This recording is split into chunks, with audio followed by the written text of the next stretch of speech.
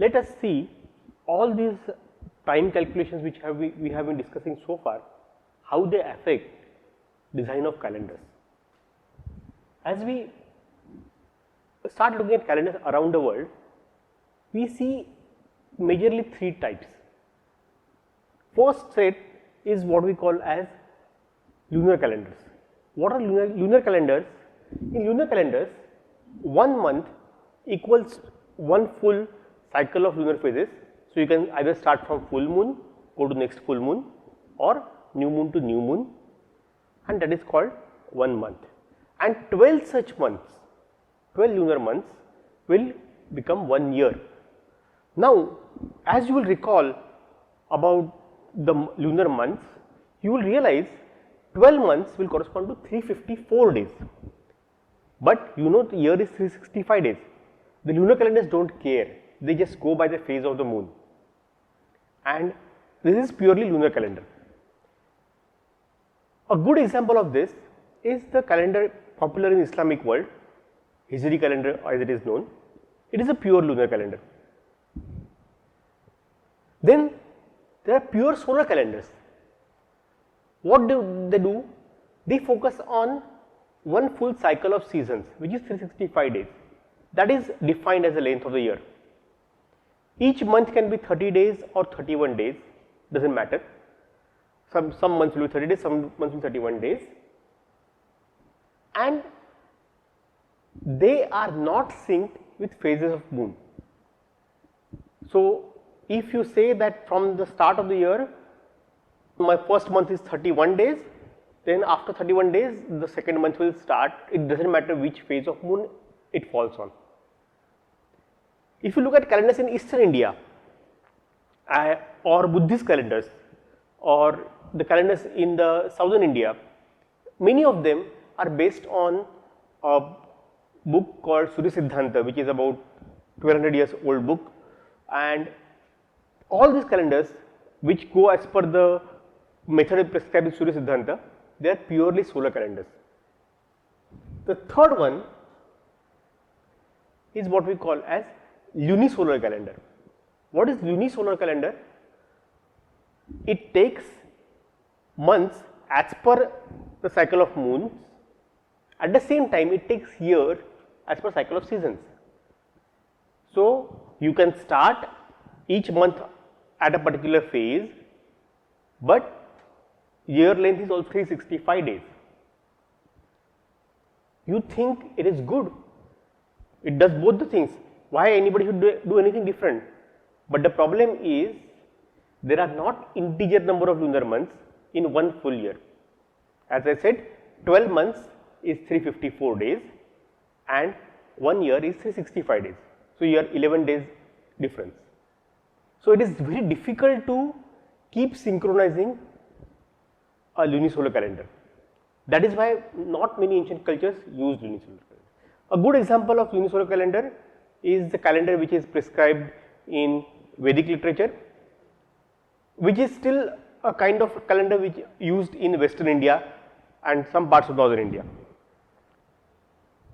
So, to explain how the Western Indian calendar works, which is similar to Vedic calendar, we have months ending on new moon day typically. So, the first day of the month is the day after new moon day, and the month is decided by the full lunar cycle. On full moon day, whichever nakshatra is coincident with moon, that nakshatra gives you name of the month. Then each tithi, that is each day, is identified with a 12-degree window of elongation of moon, that is angle between sun and moon as measured at earth. So, if the elongation is between 0 to 12 degrees, we have first tithi, 12 to 24 degrees we have second tithi, 24 to 36 we have third tithi, and so on. Last 12 degrees, that is 348 to 360 degrees, you will have the last 30th tithi.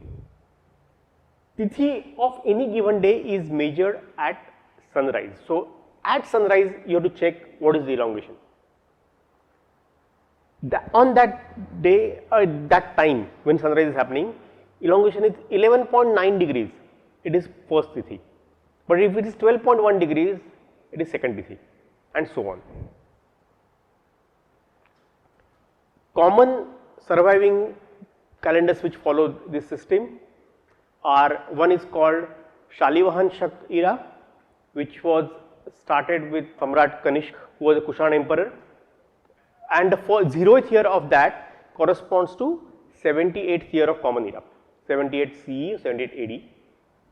The other one which is quite common is Vikram Samvat era, which is, for that 0th year corresponds to 56 BCE. Now, the more popular calendar in modern times, what you have is the Roman calendar. Its variations eventually became the modern Western calendar.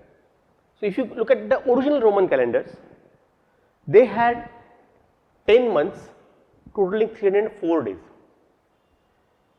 Then after that, they used to have about 2 months, about 60 days long winter, which did not belong to any month. So, their first month used to be March, which is start of the spring, and in Europe, and then it will go on to December, which was the 10th month.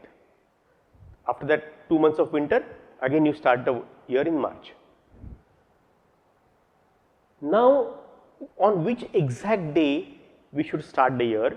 Just assume it will be started around equinox time, but not everybody knew what is meant by equinox and when is equinox day. So, the decision to start next year was with the local priest. Then, in the couple of centuries after this Roman calendar was devised, we had a Roman Republican era, where there was no one king. There used to be a Republican elected Senate which used to govern the Roman Empire. So, in that era, we had a 12 months calendar, totaling 354 days like the 12 lunar months. January to December were the names of the months. Not names were same, but we will come to that in a minute. Now, because this was 354 days, not say 65 days, a typical trick done in all the lunisolar calendars, which is also done in India, and they also were doing same thing, that after every 2 or 3 years, you add one extra month. So, first year you are 11 days short, you do not do anything. Second year you will be 22 days short, do not do anything. Third year you are 33 days short, okay. Now, you add one more month. So, 30 days are taken care of, you are just 3 days short, and so on. So, that is how most lunisolar calendars synchronize their cycles. However, since communication was very difficult, the decision when to take intercalary month, should we take it this year or next year, that decision used to be left to the local priest again, because they were the learned people and they used to decide that. So, when Julius Caesar came to power, what he realized that different parts of Roman Empire were using very different calendars. In the sense, some priest will say take the intercalary month this year, some priest will say no, not this year, take it for next year. Whether the intercalary month should be taken at the start of the year or at the end of year, that is also confusing.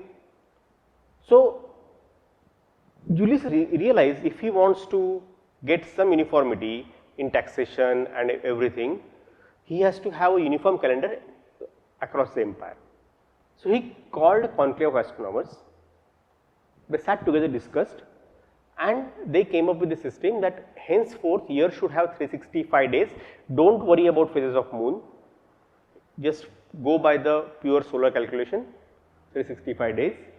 And they also realized that the cycle of seasons is not just 365 days, it is closer to 365 days and 6 hours, 365.25 days. So, they said that okay, add one extra day every 4 years, what we call as leap day. So, every fourth year will be 366 days, and otherwise it will be 365 days. This reform is what is known as Julian calendar. Average length becomes exactly 365.25. Now, as we have seen in our discussion about year, however, the cycle of seasons is not 365 days and 6 hours. It is 365 days, 5 hours, 48 minutes, 46 seconds.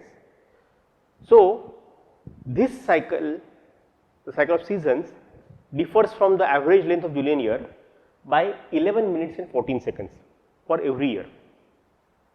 If you are 11 minutes 14 seconds short every year, then over 128 years you will be short by 1 day. So, your start of the year will shift by 1 day in 128 years, which people didn't really care. 128 years is very long period as the life expectancy in Roman calendar is concerned. The other thing, Julius Caesar had also realized that because of all this asynchronous calendar timekeeping, everybody's calendars were mismatched. So, he asked everybody to stop their own calendars, wait for his order, and everywhere year will start at same time. So, in 46 BC, all that chaos happened. In some regions the year was even 400 days long and so on, and everything got in sync or supposed to get in sync from 1st January 45 BC. The only problem was that just few months after that, Caesar got murdered. There was a lot of chaos, and so all these reforms were not properly implemented everywhere, but the idea behind those reforms everybody had agreed. So, by around 50 years, so 4 CE, everybody had settled down, and across the Roman Empire a uniform calendar was achieved, which was based on Julian calendar. So, it took 50 years for them to agree to everything, but it happened. In the meantime, after Julius Caesar's murder, there was a lot of power struggle, and finally Caesar's friend Mark Antony became the next emperor. So, Mark Antony, he decided to honor Julius Caesar's memory by saying the month in which he was born should be renamed as month of Julius. So, before that, that month was called 5th month of the year. Mensis, Latin word means, mensis is month, quintilis is 5th. Even now, September corresponds to 7th month, October 8th, November 9th and December 10th. Similarly, July was just mensis quintilis, which is 5th month.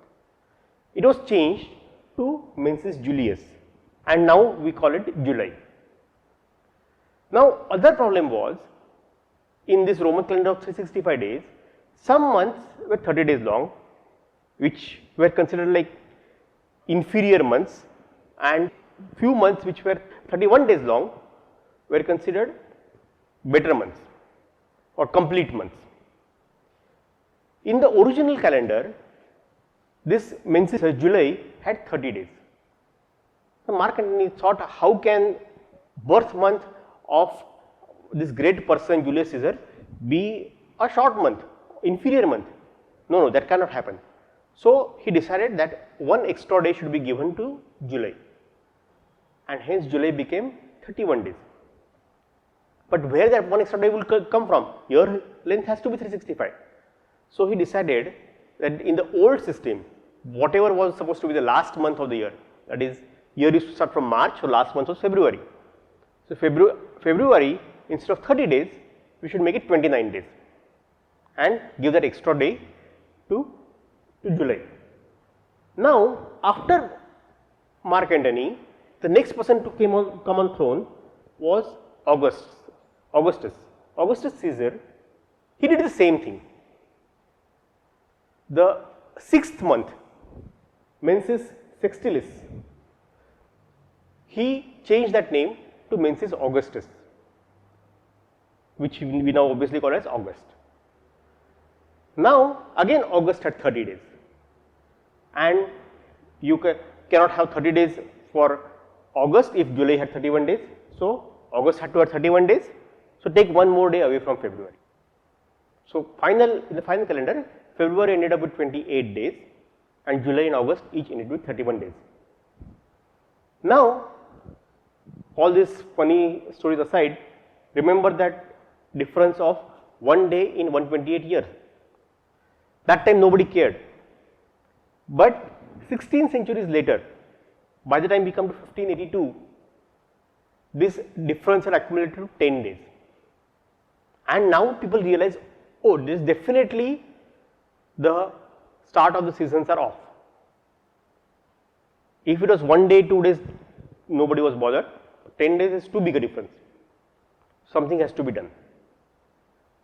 So, what is to be done? That time, the then Pope Gregory, he called another conclave of astronomers, and they discussed and decided first to get the years back in sync with the cycle of seasons, we should skip 10 days in 1582. So, in that year, after 4th October 1582, the next official day was 15th October 1582. There was no days in between. Then, now to stop this kind of problem to happen again, what they would do is they would add one more rule, and that rule was that you take that centuries are leap year only when they are divisible by 400. That is, 1600 will be a leap year, but 1700 will not be, 1800 will not be, 1900 will not be, again 2000 will be. So, you reduce 3 leap days in 400 years. If you do that, the accuracy improves. That is, now the difference is smaller and we will get error of 1 day in 3300 years. So, we are still okay with that. Then in beginning of 20th century, some people also proposed another change, that you can have another correction that years divisible by 4000 are not leap years. If you do that, accuracy improves to 1 day in 20,000 years. But since year 4000 is yet to come, nobody has formally implemented this change. When we reach year 4000, that time we will worry about that. So, after Pope made this announcement that this is how calendar should be changed, I should mention, as you can see at the top, the then Pope's title was Pope Gregory, and hence after this change the calendar is called Gregorian calendar. So, between 16th to 18th century, this change was implemented in most Catholic countries, but Protestant countries, Orthodox countries did not agree with the change immediately because they were against Pope.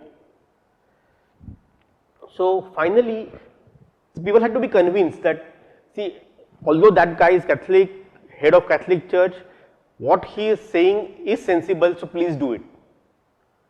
So, for example, England, America, that is USA, and all the British colonies including India, they implemented this change in 1752.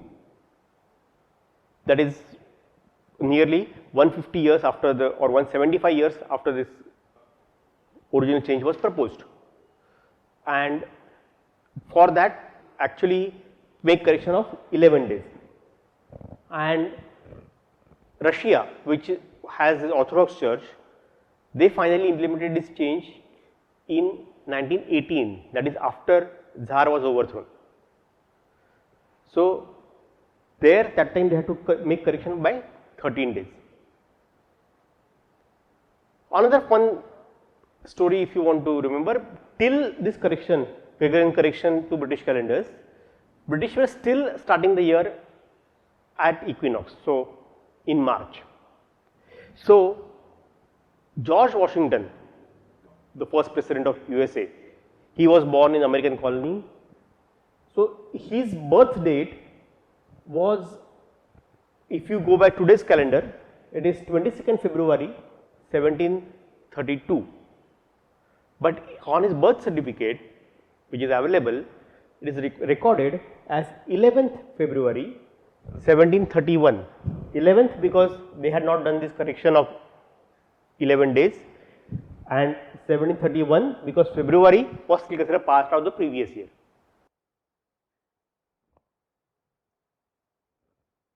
So, astronomers know all these problems are there in the civil calendars. So, what we do is something much simpler. We use something called Julian dates. Julian dates, we just simply keep counting number of days since something.